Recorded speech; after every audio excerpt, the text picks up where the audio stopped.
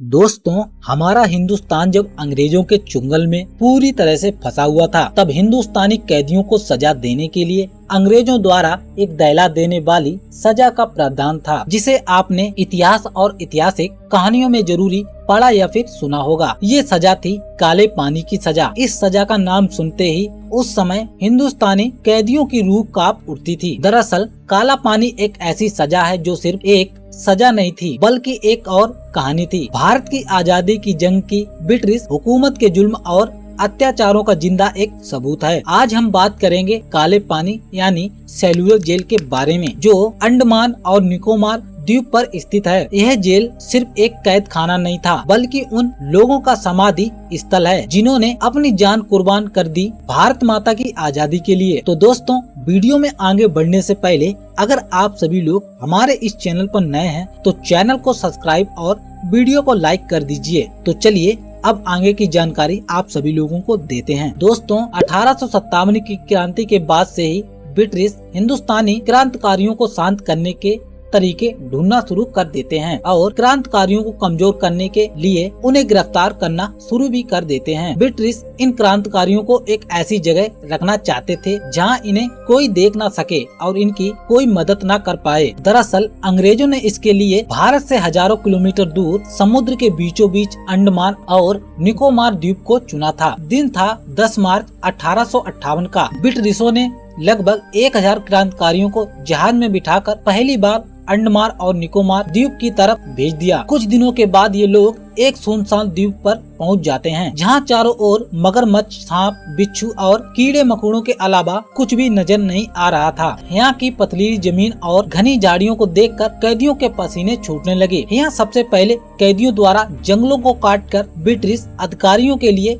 कमरे बनाए गए। ये काम कैदियों के लिए बहुत ही खतरनाक था, क्योंकि इसे करते समय कई कैदी अपनी जान भी गंवा चुके थे। ज्यादातर कैदियों को अपने हाथ से ही पत्थरों को हटाना पड़ता था। इस दौरान कई जहरीले सांप और बिच्छू उन्हें काट लिया करते थे, जिसका कोई इलाज नहीं था। कई लोग मलेरिया जैसी बीमारी के कारण मारे गए। इसके अलावा कैदियों के रहने के लिए वहाँ कोई भी व्यवस्था नहीं थी। उन्हें जमीन पर ही रात बितानी पड़ती थी। ब्रिटिश यहाँ धीरे धीरे और भी संख्या में कैदियों को लाना शुरू कर देते हैं। फिर साल 1896 में अंडमान की राजधानी बिलियर में सेल्युलर जेल का निर्माण होना शुरू हो जाता है। इस जेल के बीचों बीच ऊंचा टावर बनाया जाता है, जिस पर एक बड़ा घंटा लगाया गया, जिसको खतरे के वक्त बजाया जाता था। दोस्तों, चौंकाने वाली बात तो यह थी कि इस जेल का निर्माण वे कैदी ही कर रहे थे, जिनको थोड़े ही दिनों बाद इसी जेल में कैद कर दिया जाना था। इस जेल की हर शाखा में 3 मंजिलें बनाई गयी। ब्रिटिश चाहते थे कि यहाँ रहने वाले कैदी आपस में मिल ना पाएं। इसके लिए उन्होंने इस जेल में लगभग 700 के अलग अलग जेल बनाए थे। प्रत्येक जेल 4.5 फुट की बजाय 2.7 फुट की थी। हर एक जेल के 3 फुट ऊंचाई पर एक खिड़की बनाई गई थी। मगर आपको जानकर हैरानी होगी कि उनमें से कोई भी कैदी बाहर कूदने की हिम्मत नहीं कर पाता था। वहाँ की हालात कुछ इस प्रकार थी कि जाएं तो जाएं कहाँ, क्योंकि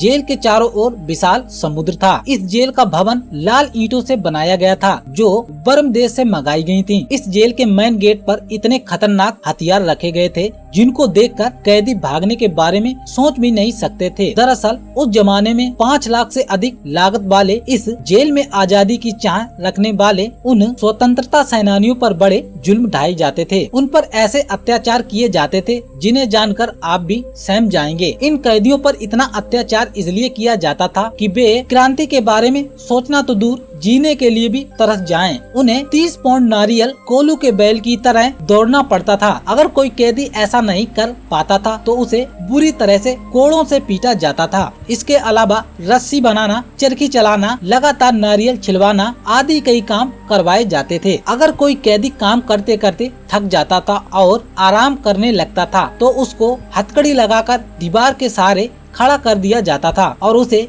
कई दिनों तक भूखा भी रखा जाता था। हालांकि जेल के बीचों बीच बने ऊंचे टावर से जेल के हर कैदी पर कड़ी नजर रखी जाती थी। फिर भी यदि कोई कैदी जेल के कानून को तोड़ता पाया जाता था तो उसे कई दिनों तक लोहे के जंजीरों से बना लिहाज पहना दिया जाता था, जिसको पहनने के बाद कैदी चलना तो दूर हिल भी नहीं पाता था। उसके शरीर पर बुरी तरह से जख्म हो जाता था। ये यातना इतनी भयानक हुआ करती थी कि इससे कैदी शारीरिक और मानसिक संतुलन भी खो दिया करते थे। यहाँ अलग से कैदियों के लिए भी शौचालय नहीं बनवाए गए थे। उन्हें शौचालय के लिए अपने जेल में ही जाना पड़ता था। उन्हें 2 प्लेटें दी जाती थी, जिसमें से एक प्लेट का उपयोग कैदी खाना खाने के लिए करता था और दूसरी प्लेट का उपयोग शौच के लिए करता था। सर्दी हो या गर्मी उन्हें जेल में ही नीचे जमीन पर सोना पड़ता था। यहाँ यदि रहते हुए कोई कैदी मर जाता था तो उसके शरीर पर पत्थर बांधकर उसे समुद्र में फेंक दिया जाता था। वैसे तो यहाँ के अत्याचारों से दंग आकर कैदी कई बार भागने की कोशिश कर चुके थे, मगर सभी कैदी पकड़ लिए जाते थे। ऐसे ही साल 1868 के दौरान यहाँ की यातनाओं से बचने के लिए एक साथ 238 कैदियों ने यहाँ से फरार होने की कोशिश की, मगर कुछ ही समय में सारे कैदियों को पकड़ लिया गया था। वे जानते थे कि पकड़ जाने के बाद उनके साथ कैसा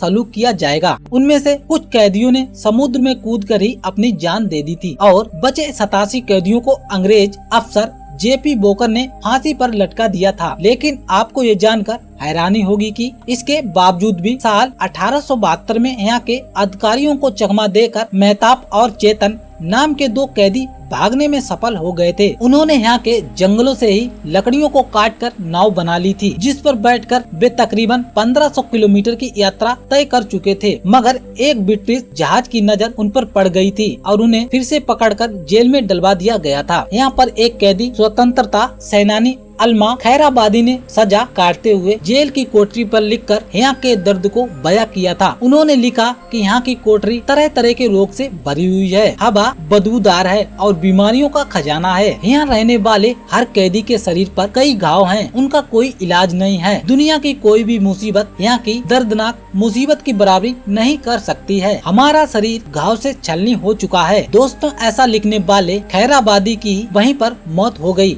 और उन्हें वहीं पर दफना दिया गया था। जेल की इन यातनाओं से तंग आकर कैदी या तो पागल हो जाते थे या फिर आत्महत्या करने पर मजबूर हो जाते थे। ऐसे ही एक कैदी थे इंद्रभूषण रॉय, जो यहाँ दी जा रही यातनाओं से तंग आकर अपने फटे हुए कुर्ते से ही फांसी पर लटक जाते हैं और अपनी जान दे देते हैं। कहते हैं कि यहाँ की खराब व्यवस्थाओं और हालातों को लेकर कुछ कैदियों ने भूख हड़ताल भी की थी, मगर जालिम ब्रिटिश उन्हें जबरदस्ती खाना खिलाकर हड़ताल समाप्त करवा दिया करते थे। ब्रिटिश की इस जबरदस्ती के कारण 3 कैदियों की मौत भी हो गई थी। फिर अंग्रेजों ने उनके शरीर पर पत्थर बांधकर वहीं सबके सामने समुद्र में फेंक दिया था, मगर बाद में कैदियों के आंदोलन के चलते भारत के दबाव के कारण 1945 के बाद इस जेल को बंद करवा दिया गया था। यहाँ के कैदियों को भारत के अलग अलग हिस्सों में भेज दिया गया था। लेकिन अफसोस करने की बात यह थी कि इससे पहले तकरीबन 500 से अधिक कैदियों ने सेल्यूलर जेल में ही दम तोड़ दिया था। आज भी ये जेल राष्ट्रीय स्मारक रूप में म्यांमार की राजधानी बिलेर में स्थित है। ये जेल हिंदुस्तान की स्वतंत्रता सेनानियों को काला